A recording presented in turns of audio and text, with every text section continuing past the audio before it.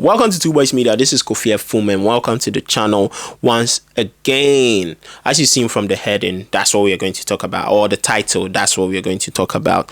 So before we continue, we thank everyone who keeps watching and sharing. For our new subscribers and new viewers, please subscribe if you are a new viewer. If you're a new subscriber, don't go anywhere because there's more on this channel.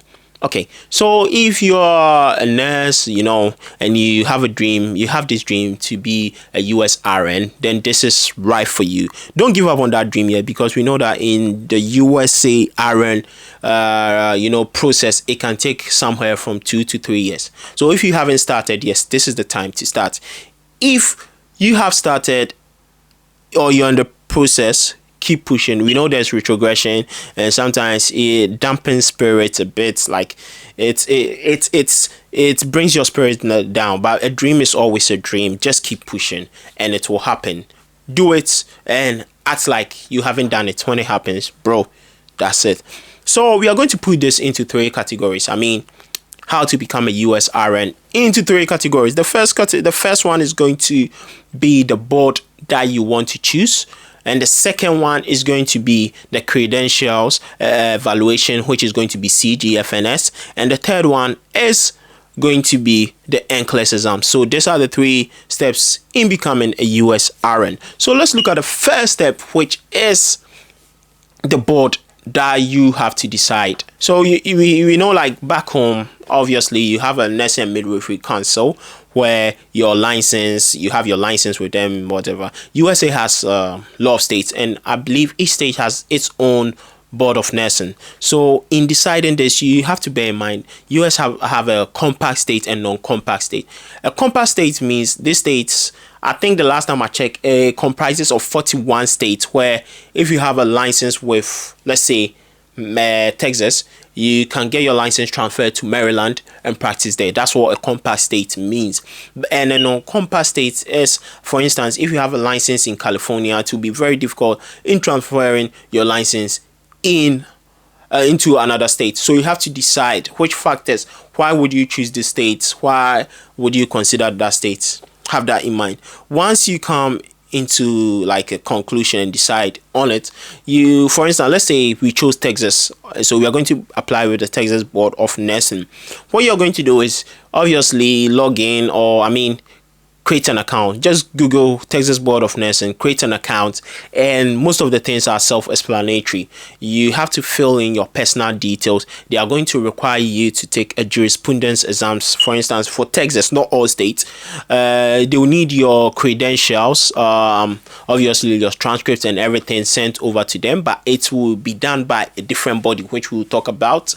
And you also need a fingerprint also sent to them. And with this fingerprint, what happens is sometimes I think the Board of Nursing will send you a card where you will take to the police station for them to get your fingerprint, and obviously send any information that they might have on you to them. I think once you have your fingerprints, they can run through the database and find if you have any criminal convictions or not. So those are the things that you have to do. And with the credentials that Texas Board of Nursing or your Board of Nursing will require, that's when we move on to the credentials evaluation, or CGFNS. So most of us, foreign trained nurses use the CGFNS. And the CGFNS, what they are going to do, if you don't know how to apply or register, I have a video which I'm going to include in the description. It states or shows how to register with CGFNS. So go to my description and there'll be a link there that you can follow and watch that video as well. So they are going to also ask for your personal details, your background, your employment, schooling, basic education, English exams. They are going to ask for all these things. But with the English exam, for if you are from Ghana or Nigeria, when you're doing this, you might not need to provide an English exams. I think other countries too, there are certain countries that you don't need to provide your English test, like your IELTS, at this stage. That will be later on. So they are going to ask for all this, and you're going to fill it out. They are going to send or give you a document that you need to send to your nursing and midwifery council, and your nursing and midwifery council back home will fill it out, obviously stating that you do have a license. If you have two, if let's say for instance someone like me who was in Ghana and UK, you have to send one to the UK NMC council as well to also give you I think that would be your statement of entry. That's what the UK NMC call it. They'll send it over to Texas Board of Nursing. You need your your secondary school results. In West Africa, we do the West African Examination Council examination, I believe, which is called WASI. And you have to upload your results on there. One will go to your uni, which your uni will upload that and add your transcript, which needs to be interpreted. They will look at it and see if your courses that you did and the hours that you spend in the classroom and on the field really correlates with the American nursing standard, or the board which you're applying with their nursing standard. If your document needs translation as well, CGFNS has a fee that they charge. The reason why there might be a translation is if you study in a country that doesn't speak English. Let's say you are from France or you studied in a French-speaking country, then it needs to be translated. You can use another body to translate it, but you can also use the CGFNS, which they will translate for a fee, and they will translate it into English basically.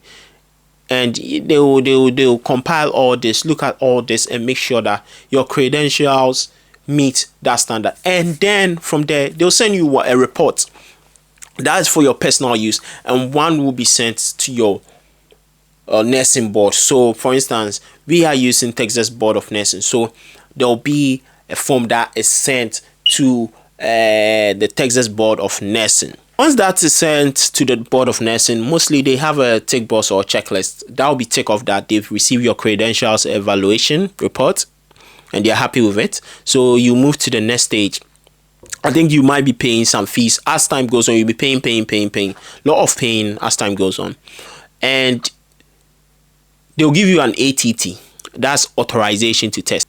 So we've gone back to the first classification or category that we talked about, which is the Board of Nursing.